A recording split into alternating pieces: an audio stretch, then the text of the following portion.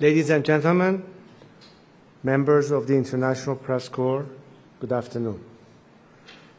Thank you for being here today. This is a historic moment for our nation. I will begin with a brief message to my compatriots in Iran in Persian, which I will then translate. هم میهنان، ایران عزیز ما به جنگی کشیده شده که بانی آن شخص علی خامنه‌ای و فرقه تبهکار و ویرانگر اوست.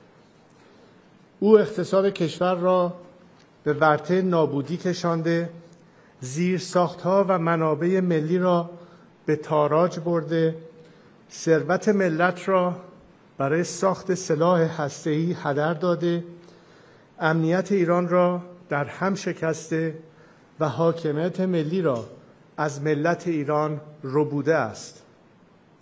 این رژیم شکست خورده، در لبه پرتگاه فروپاشی است و دیگر نباید ادامه پیدا کند.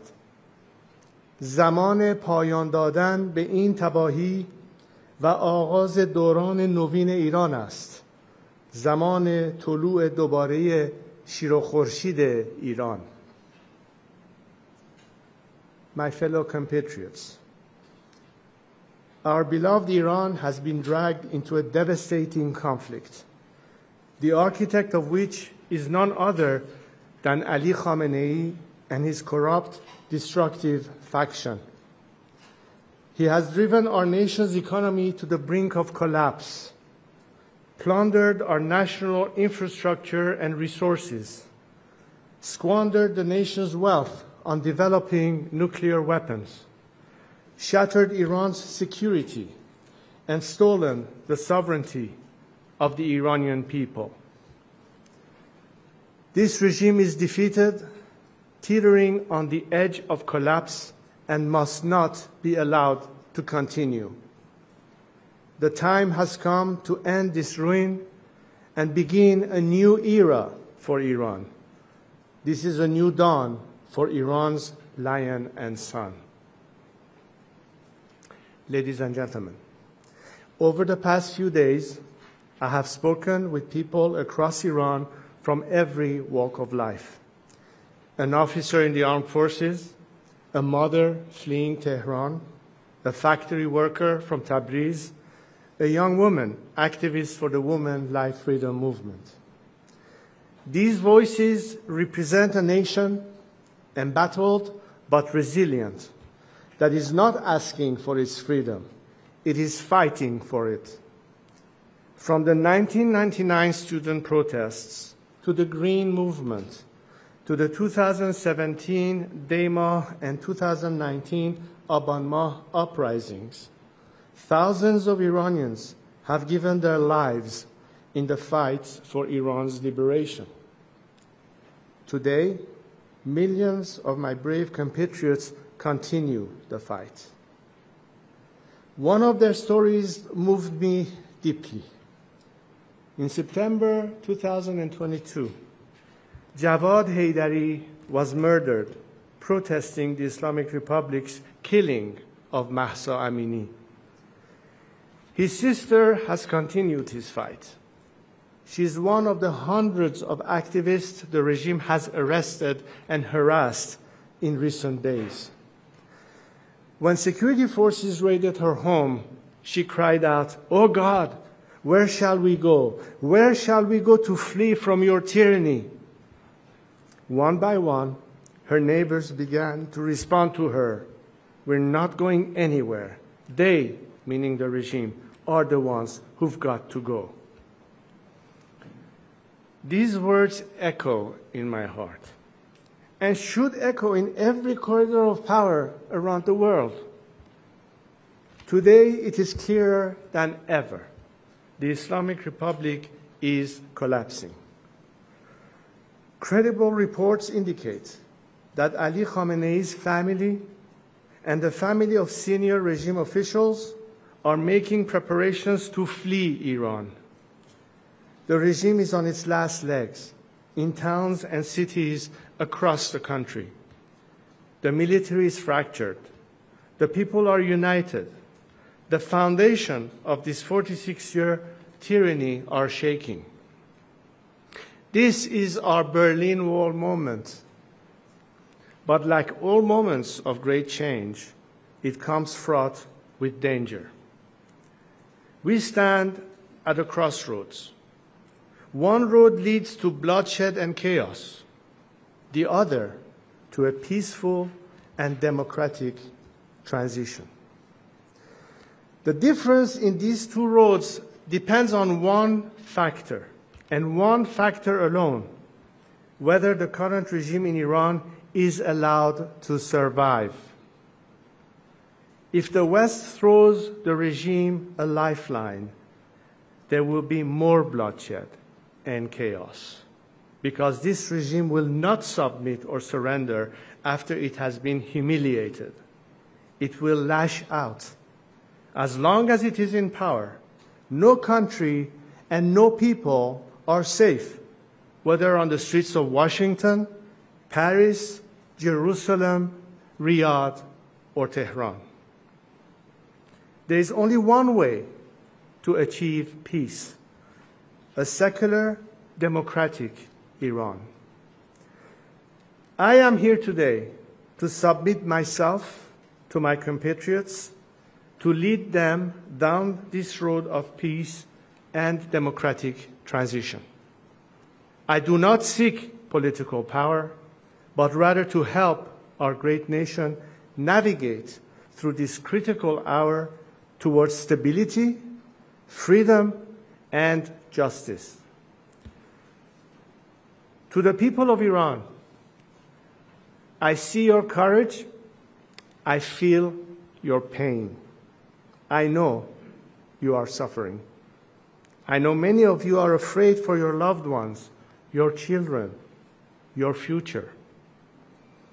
So I speak to you today with a heavy heart.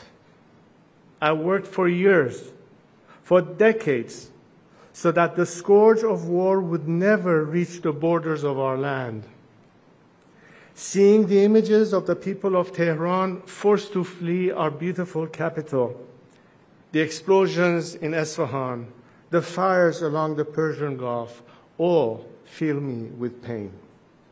But more than pain, I am filled with anger, because this war is the result of the selfishness, hatred, and terror of one man, Ali Khamenei. While he directs this war from the safety of his hidden bunker, he uses our people as human shields. It is time to end the suffering. So today, I have a direct message for Ali Khamenei.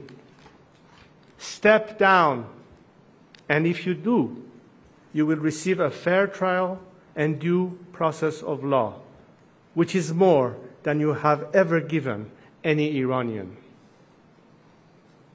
To other senior regime officials, those of you whose hands are soiled with the blood of the Iranian people, you too will have to face justice.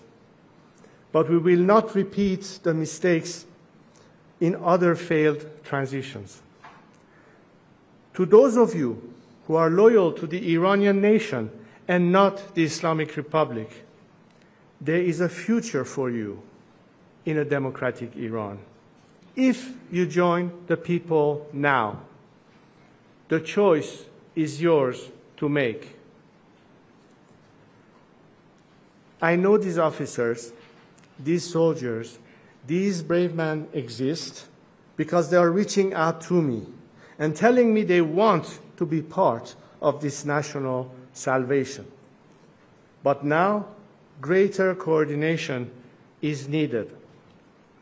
So to that end, today I am announcing that I am establishing a formal channel for military, security, and police personnel to reach out directly to me, my team, and our expanding operation. This is a secure platform to efficiently manage the growing volume of inbound communications and requests from those breaking with the regime and seeking to join our movement. For those patriotic members of our armed forces, the time is now to join the nation. If you do, I will make sure your service to Iran is not forgotten and is celebrated.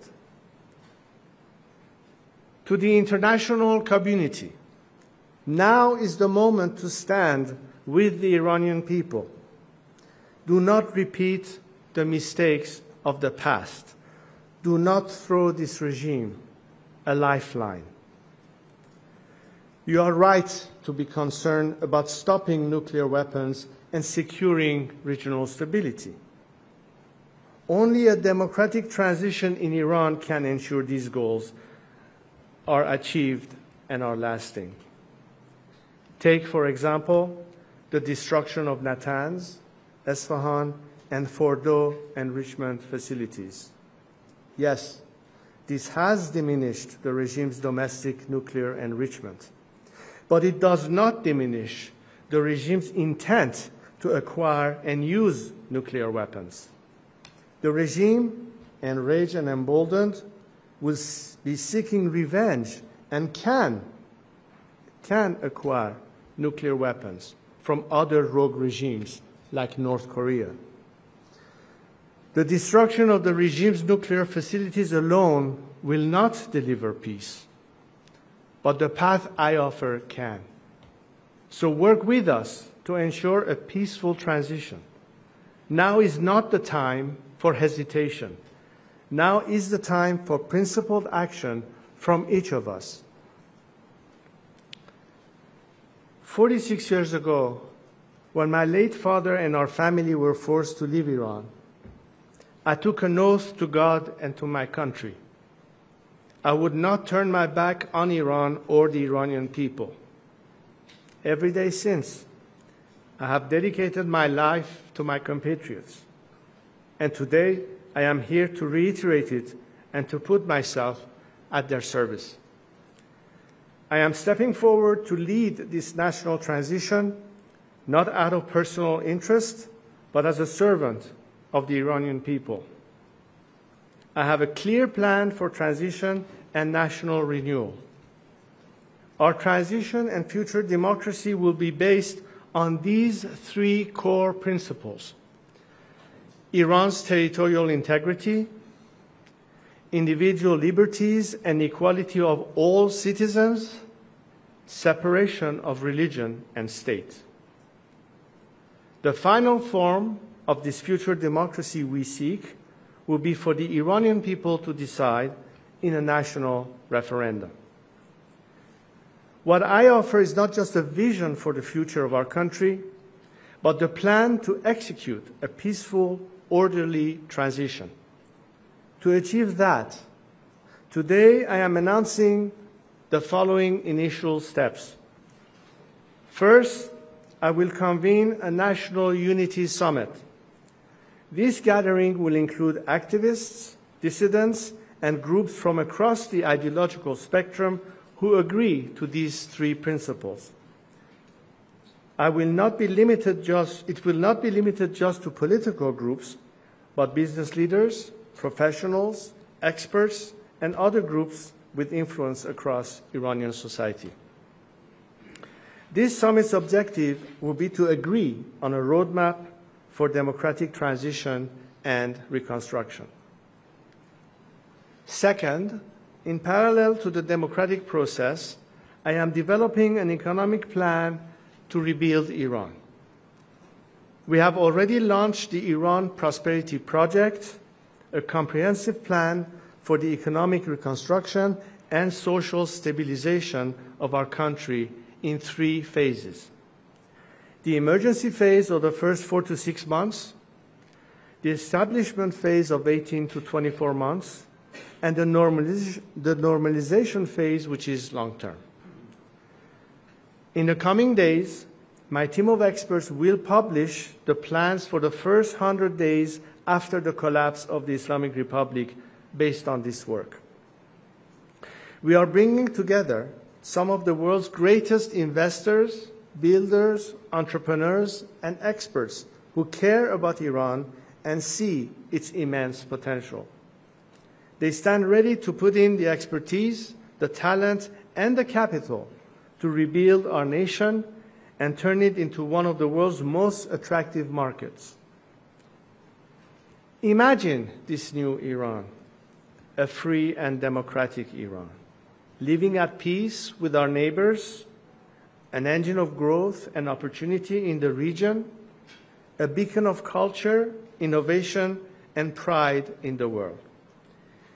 It is within our reach. We are proud, ancient, resilient people. The task before us Iranians today is no less than the ones faced by the great leaders, the great unifiers, the great builders of our history, like Cyrus the Great. As we embark on the final steps of this path to national revival, to liberation, to peace, we continue to be inspired by him. To my compatriots, this is our moment. I am with you. Let us build this new Iran together. Thank you. Thank you.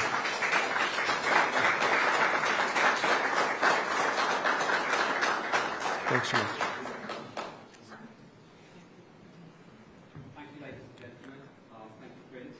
We're going to take a few questions now. Hello, this is Stuart Williams with Agence France Presse in Paris. Thank you so much for coming here to speak to us directly. You made very clear in your remarks that you don't seek power yourself, but you are ready to lead transition.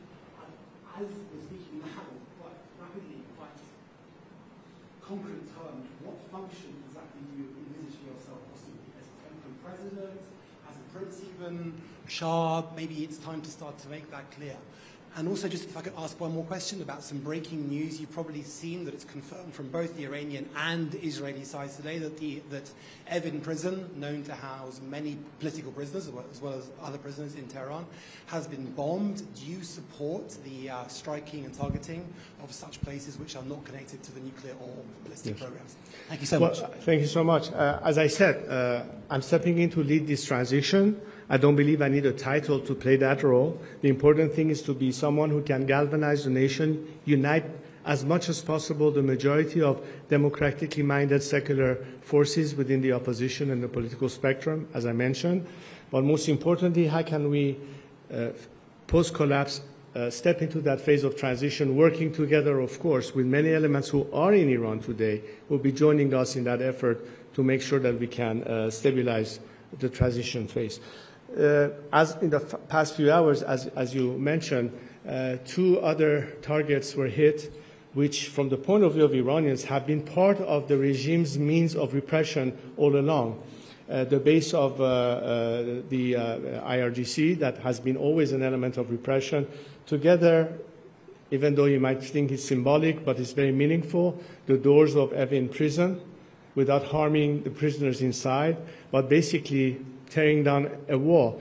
And to me, Evin is a prison within a prison, a regime that has taken our countrymen hostage from day one. So I think Iranians are seeing that. I can imagine right now a political prisoner in Evin prison, what he thinks about that.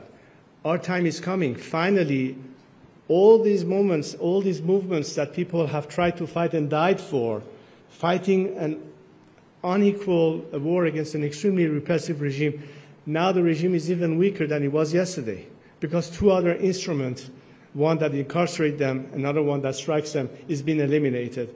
I think these are things that are, in the view of our people, positive. And they know that this is not targeting our country, it's targeting our regime. Because the only war that matters here is the war that the regime is waging on the Iranian people. And we're talking about winning that war against them. Hi, Melissa Bell, CNN. I'd like to ask you, you've said that the regime is collapsing. What do you think the role of the American strikes will be? Is there not a danger that they could unite the people behind a regime, however unpopular it is? And there's a lot of reporting to suggest that people are more clearly opposed at this stage to the war than they are to the regime.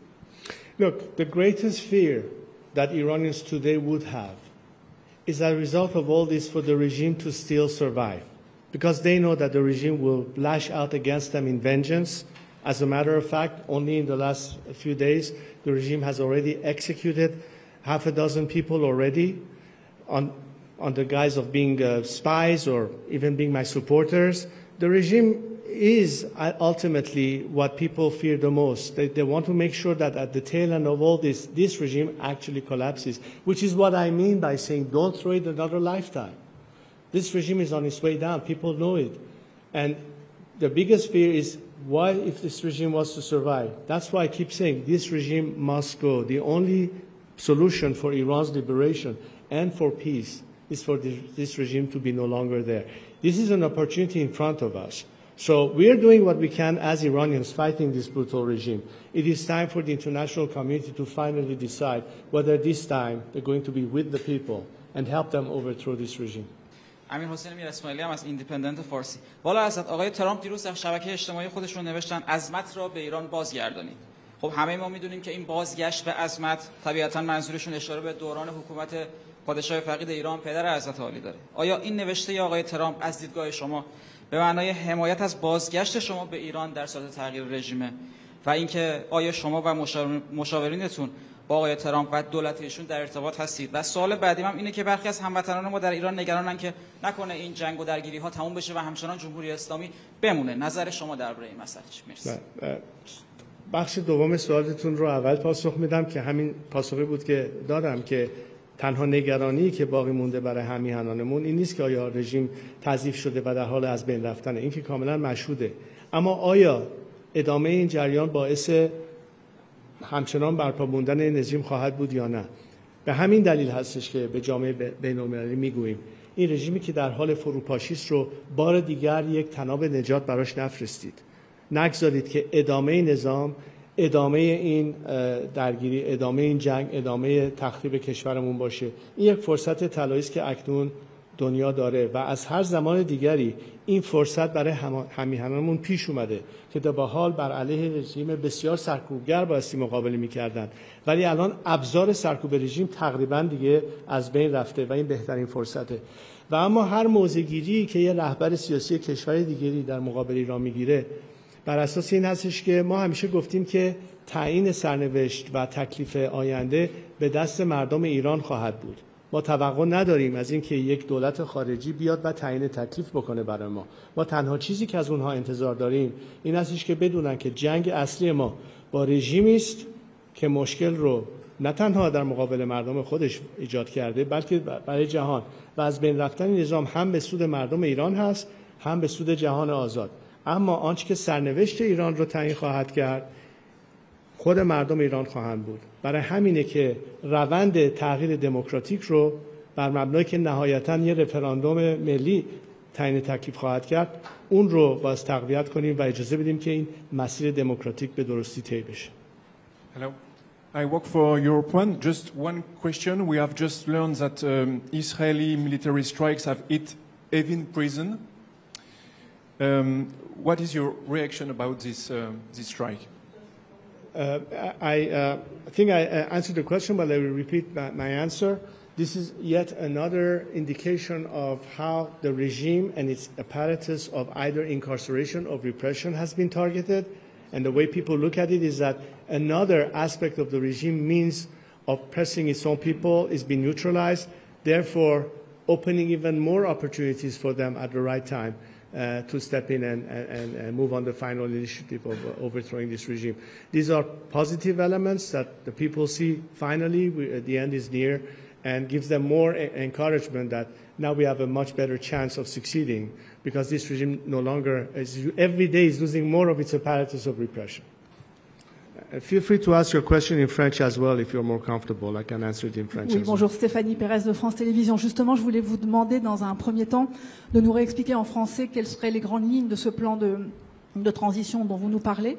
Et dans un deuxième temps, j'aimerais savoir si vous avez estimé le soutien populaire dont vous pourriez bénéficier, parce que beaucoup d'Iraniens avec lesquels nous sommes en contact voient aussi en vous un allié d'Israël qui est le pays en ce moment qui les agresse. Oui. Je pense que, comme je l'ai expliqué tout à l'heure, la seule guerre qui existe, c'est la guerre du régime contre sa propre population. Pendant 46 ans, ce régime n'a fait rien que pour au fait, mener la main de fer contre notre propre concitoyen pour pouvoir exporter une idéologie à travers le monde, soutenir à travers le terrorisme et la menace nucléaire. Tout ceci n'est pas l'option finale pour délivrer ce pays, non seulement en vue de liberté, mais aussi de stabilité et de paix régionale.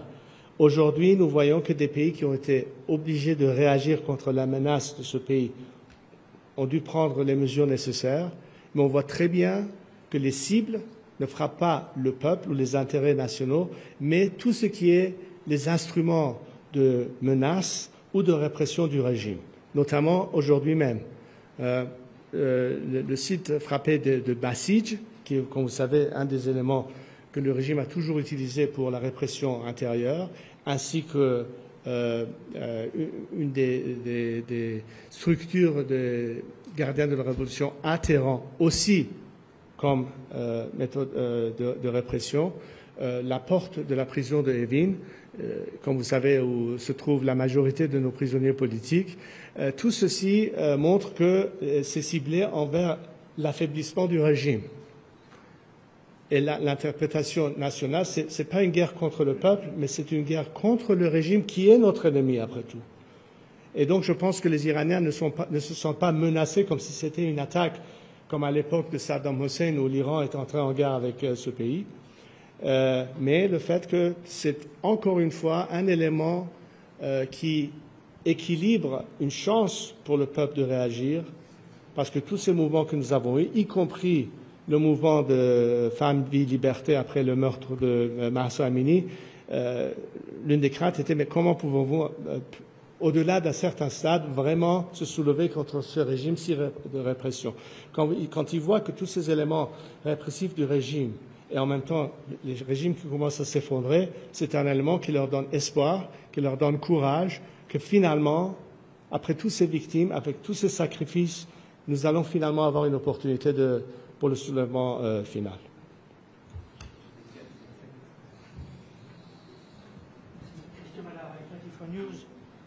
Quand feu l'ayatollah Khomeini terminait ses discours et ses interviews, il avait toujours pour habitude de dire Amar Barsha, Marosha. Est-ce que vous, 46 ans après, vous dites Amar Bar Khamenei?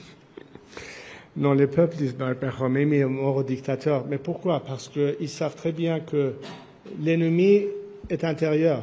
L'ennemi n'est pas extérieur. Quand les Iraniens appellent à la chute du dictateur, ça veut dire quoi? Ça veut dire fin à ce régime.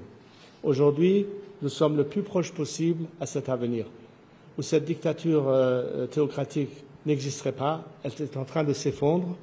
Les éléments aux têtes du régime préparent déjà leur fuite. Et aujourd'hui, nous voyons que des éléments militaires, police, de sécurité, commencent à nous contacter. Ils ne veulent pas couler avec le navire qui est en train de couler. Ils veulent se rejoindre au peuple. Au lieu d'être devant ou contre le peuple, ils veulent se rallier au peuple. Donc les défections déjà commencent. Et j'ai indiqué dans mon discours que nous préparons déjà le mécanisme de communication. Tout ceci, c'est en vue de préparer, comme vous dites, le terrain dans cette phase actuelle jusqu'à la chute du régime, mais surtout, qu'est-ce qui va se passer pendant cette période de transition. Alors tout ce planning est effectué, vous entendrez encore plus dans les jours à venir, mais comment nous faisons exactement cette chose? Avec la coopération et collaboration des forces intérieures et bien entendu la mobilisation des forces au-delà du pays qui travaillent ensemble sur ce sujet. Et bien entendu au niveau international, quelle sorte de coordination pourrait exister avec des gouvernements clés et concernés? Hi. Tim Ross from Politico. Speak louder, please. Tim Ross from Politico. So the United States Secretary of State and the government of Israel have both said that regime change is not a war objective. Would you like regime change to be a war objective, even if that means Israeli and potentially American troops fighting in the streets of Tehran? My position has always been throughout the years that it is not any foreign government's mission or job or policy to define it as being regime change. The question, however, is for this government to recognize that this is the ask of the Iranian people and in support of their liberal and democratic aspirations, where do particularly Western democracies stand? Are they going to continue to appease this regime and throw it another lifeline at the expense of the Iranian people? Or will they this time recognize that this is a golden and historic opportunity to put an end, on the one hand, for a regime that has repressed its own citizenry for its own benefit all these years, but also to put an end to any threat that this regime represents? If America or Israel had to respond under whatever threat, ultimately they have to recognize that by a change of regime, everything changes. So it's not that they need to advocate for regime change. It is that they simply have to recognize that regime change is the only ultimate solution, which is exactly why I'm here today and why we need to work together so that, A, we guarantee Iran and Iranians a democratic future, but also through that democratic future, it will give the world a sense of relief and trust that that element will lead to stability, to peace, and an end to any aspect that has been threatening and menacing the world and the region because of the nature of this regime.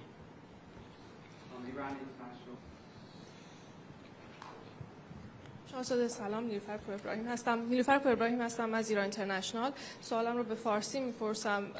خواهش می‌کنم بلندتر صحبت کنید، صداتون نمیاد. الان بهتره؟ بهتر شد.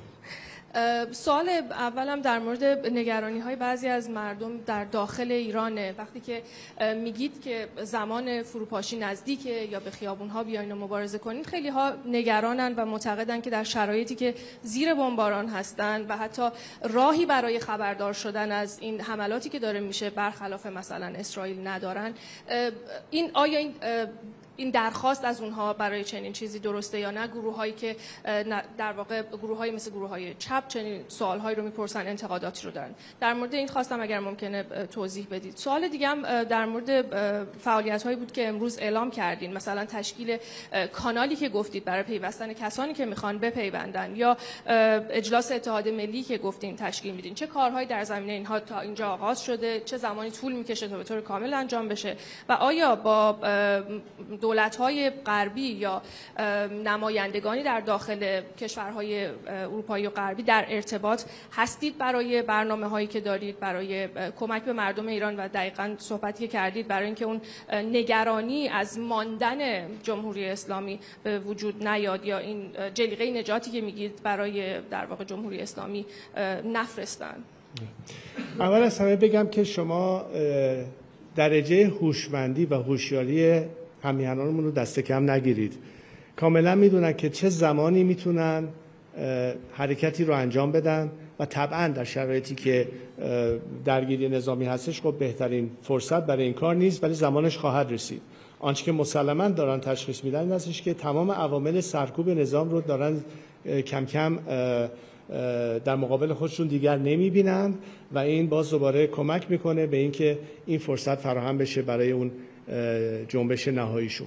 در ارتباط با اون چیزی که اشاره کردید، خب طبعا در روزهای آینده با جزئیات بیشتر نحوه عمل و برنامه‌هایی که در نظر داریم بیشتر مطرح خواهد بود برای رسانه‌ها و برای افکار عمومی، و به طور کلی این برنامه‌ریزی رو داریم ادامه میدیم در جهت اون چیزی که امروز در سخنرانیم بهش اشاره کردن. و نهایتاً در ارتباط با جامعه بین‌المللی، من فکر کنم که در همین چند هفته اخیر کلاً دیدگاه و برخورد خیلی از دولت‌ها و یا سرانی که تا به حال اصلاً اصل این که شاید این رژیم تغییر پیدا کنه رو رادارشون نبود، اکنون می‌بینن که اتفاقاً این مسئله داره خیلی جدی‌تر از قبل مطرح میشه و دیگر مسئله فقط این نیست که خب این نظام هست بهتره باش تعامل بکنیم یا مماشات بکنیم، بلکه این نظام در حال فروپاشی است و اجباراً بایستی فکر بکنن که پس از این نظام چه اتفاقی خواهد افتاد.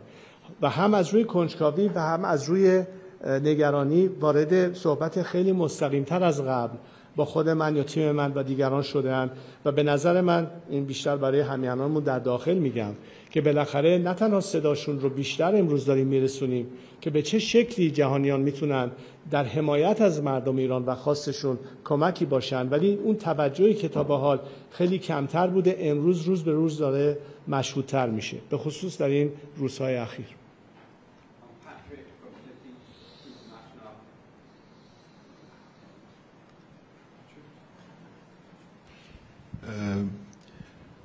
Monseigneur, de nombreuses chancelleries, notamment européennes, continuent de préférer la stabilité à la justice en disant qu'il ne faut surtout pas tenter de changer le régime. Comment expliquez-vous, or l'histoire prouve qu'il n'y a pas de stabilité éternelle sans un minimum de justice, comment expliquez-vous cette prudence, si l'on est optimiste dans les termes, ou cette complaisance, si on veut être un peu plus sévère? Patrick, c'est pas du nouveau. On se connaît depuis qu'on se connaît. Presque plus de 40 ans, je dois dire. Mais qu'est-ce qui change, au fait?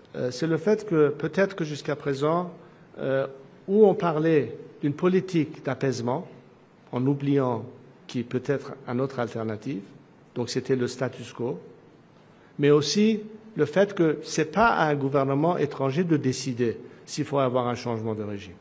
Il faut écouter un peuple qui réclame un changement de régime. Et à ce moment-là, en tant que des démocraties européennes ou américaines, qui parlent des droits de l'homme, qui parlent des libertés, qui parlent des injustices, qui parlent de tout cela, comment voulez-vous qu'une continuation de ce même régime puisse être la solution et d'être intimidé par la menace du régime, de ne pas avoir un dialogue ouvert avec les représentants de cette démocratie laïque contre un régime sanguinaire? Le déclic commence à se faire, finalement, surtout parce que, d'abord, ils voient que beaucoup de mes compatriotes, la grande majorité de mes compatriotes ne veulent plus de ce régime. Ils voient aujourd'hui que des éléments soi-disant réformateurs de hier n'y croient plus et sont en train de se joindre à nous dans ce mouvement de libéralisation, mais aussi le fait que, vu que les Iraniens sont prêts à ce changement, c'est un simple choix à faire. Est-ce qu'on fait obstacle à leur demande ou est-ce qu'on soutient leur demande? Ce n'est pas une politique à mener par un gouvernement étranger de réclamer un changement de régime, mais c'est d'acquiescer la demande d'un peuple qui veut être libéré et qui veut savoir si le monde libre est avec eux ou contre eux. C'est un simple choix à faire. Thank you. Rob Hastings from the iPaper in the UK. Our Prime Minister, Keir Starmer, has called for de-escalation and has suggested that the UK would prefer to see a negotiated end to this current crisis. He hasn't spoken about regime change. President Macron has also distanced himself from the US strikes. Are you seeking to speak with European leaders like Keir Starmer, like President Macron? What would you say to them in the hope of convincing them to your belief that regime change is needed? And, I mean, they're not going to change overnight. Where do you see that process going of engaging European scepticism towards regime change? First of all, I've been giving all these messages to world leaders everywhere for years now. And it's not that they don't know what I have to say or what my message is. What has changed, however, are the circumstances. And because the circumstances are now changing, in the sense that they visibly see the level of fragmentation of the regime and its mere collapse, which is very near, the fact that the regime is completely dismantled in its apparatus of repression that until now helped it sustain itself, and eliminating the greatest danger to a nation that unarmed are trying to, through civil disobedience and non-violence way, achieve their freedom. The playing field has now been equalized. My message remained the same as it was 20 years ago. But unfortunately, the truth is that because the pursuit of appeasement and the fear of a regime that takes hostages and intimidates Western governments to have an open dialogue with the force of democracy, they have always shied away and been fearful of talking to someone like me. I think this is changing now. I think we have much more receptive ears. What I would like to be able to do, given the opportunity, is to explain the mechanics of that change so they understand how we intend to do it, what we propose as an instrument, where can they, in fact, facilitate that or assist us. But this is more a discussion for the process. Right now, as we speak, let me point to a few issues that are imperative where the world can immediately help us. It has nothing to do with talking about policy of regime change and all that. It has to do with empowering a nation seeking liberty. The regime is at war with its own people. It is trying to take revenge on the people, executing political prisoners, shutting down the internet, even landlines in the last few days. They are waging war against our own people. This regime's biggest fear is not an Israeli attack or an American response. It's the people themselves that they fear the most. This is what these world leaders have to recognize, that these are people who want to be with you, the free world, and the only obstacle between them and the free world is this regime. So don't be intimidated by the regime menace. Trust in a nation that wants peaceful relations with a neighborhood. They are not at war with Israel. They're not at war with the Arabs. They're not at war with America. The regime is a regime that has been chanting death to Israel and death to America for 46 years. The Iranian people say, we want to be friends with the world. We want to have cordial relations. It's up to you, world leaders, to recognize that potential, to trust the Iranian people in their intentions, and this is what will be the difference. This time, stay on the right side of history. You have an opportunity today. The worst thing that can happen is for this regime to continue to exist. It is on its way down. We just have to facilitate and expedite the process. So more harm is not done, not just to the Iranian nation, but everything that, as long as this regime continues to survive, it can still hurt a lot. We have this opportunity. This should be the agenda. Not only to eliminate this regime, but also to know that there is a plan for transition. It's not going to be chaos. It's not going to be unknown outcome.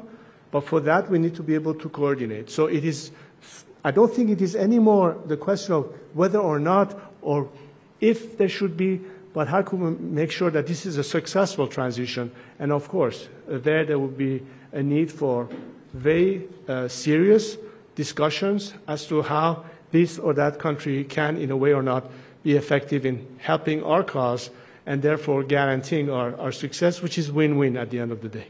Okay, last two questions. Channel 12 and then Hassan. I'm afraid that we've given a lot of time for questions. Thank you very much. Hello, and thank you for being here today and for your courageous stance. I'm Elad from Israeli Channel 12. I wanted to ask you whether you're in contact with any Israeli officials or representatives, and how do you picture relations between the two countries in the day after the regime will be changed? And also, you've mentioned some of the previous attempts on to have a civil unrest to topple the regime that have been unsuccessful. What makes you optimistic that this time will be different? Thank you. Well, first of all, my team has been, and myself in some cases, in contact with representatives of various governments. As you may know, 2 years ago, I traveled to Israel. I met at the top level of leadership over there. There's an obvious understanding of the vision and what could be the future of a different Iran, and how does that play to, what could be, unlike this regime, the future of our region. I mentioned the fact that we do have the Abraham Accords, which of course was sabotaged by the regime. I think we should elevate that to the Cyrus Accords, which includes Iran as a key player into that, and making sure that ultimately we finally have a neighborhood that is stable and at peace with one another. This is the vision, and I think this is a message that has resonated very well, at least regionally. But you're right. Is this time different? It is different in the sense that, as I pointed earlier, we have had many uprisings in Iran, at least in the last decade. The last one being, of course, the Women Life Freedom Movement. And all those brave souls that have died in the process did not need to have a guarantee of success before they committed to it. They are still resilient. They will still continue fighting. But what's different this time? This time they see that the regime's instrument of repression and terror is being decimated, it's been neutralized, and they understand that this is not a war against them, it's against the regime itself. That in fact it is helping the Iranian people by neutralizing the regime's instrument that so far has been killing left and right our brave compatriots in all of these movements. And this time the Iranian people say, maybe we have a chance. Look, we have seen history many times and its ebbs and flows, right? But ultimately the Berlin Wall came down. the Soviet Union did collapse. The dissidents in those countries finally got their chance.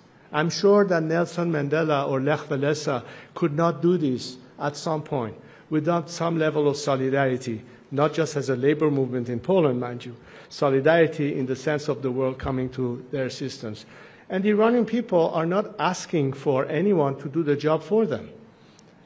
All they are saying is that it will be far less costly for us to succeed if this time you are with us, as opposed to continue a policy of appeasement and throwing this regime another lifeline. Because what would the regime would do with this lifeline? It will retaliate, it will take revenge, it's already trying to do that. So for the sake of the Iranian people and for the sake of the world, we have this opportunity now. We will do whatever it takes as Iranians to fight that fight.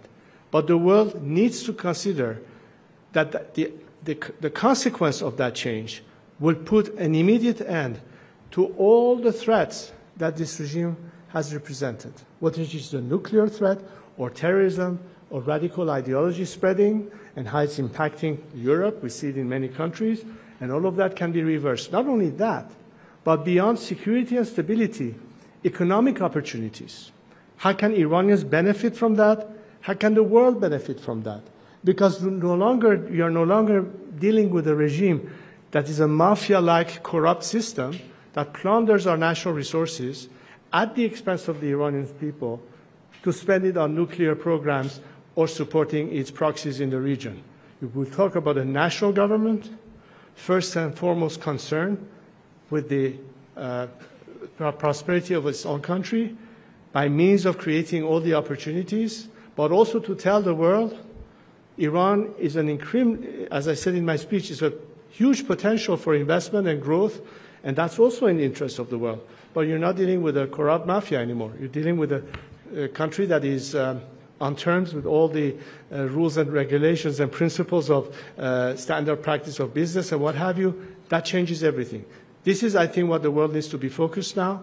How can we make sure that this is the ultimate outcome? So we have a job to do, and I hope that through this dialogue and working beyond what we had to do as Iranians among ourselves, how can we communicate and explain to the world, this is how you can help us now, and in the long term, what opportunities will be created to the world. That's pretty much, I think, the course of action that we will see in the next few months. And of course, there will be much more for us to explain to all of you.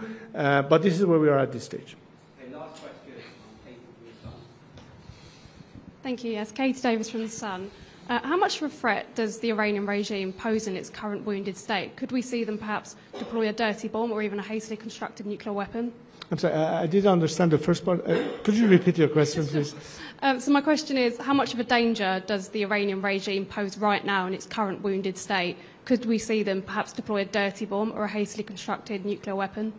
Well, as far as the existing infrastructure that the regime has had, clearly has been severely damaged or curtailed. But as I explained in my speech, just because you have struck the key areas of development or enrichment doesn't mean that the nuclear threat is gone. As I said, they can go and purchase it from the North Koreans, for example. The point is that the finger on the trigger is ultimately the menace. That as long as this regime continues to exist, we should not fall under the false premise that because we've hit or neutralized the nuclear enrichment plants or what have you, the threat is gone. For a while it may be. For a while it might have delayed it. But as long as this regime continues to exist, like a bad weed, it will keep popping up in your backyard. We need to make sure that it is completely eradicated. That's the ultimate guarantee, which is why now that we have this opportunity, now that the regime has been severely emasculated, if I could call it that, when the key instrument of repression and control and surveillance or whatever it is that a totalitarian regime utilizes against its own citizenry and as a menace to the world that is on the verge of collapse, recognize that this is a perfect window. Because I always said we should not jump to the conclusion that because diplomacy has failed, then we have to engage in conflict. I've always argued in all these years, many of you have heard me say that, why not the third way, which means the Iranian people are your alternative? You're not only limited to say, because we can't talk sense to them, we have to go and bomb the hell out of them. This is an opportunity to recognize that the regime is so weakened.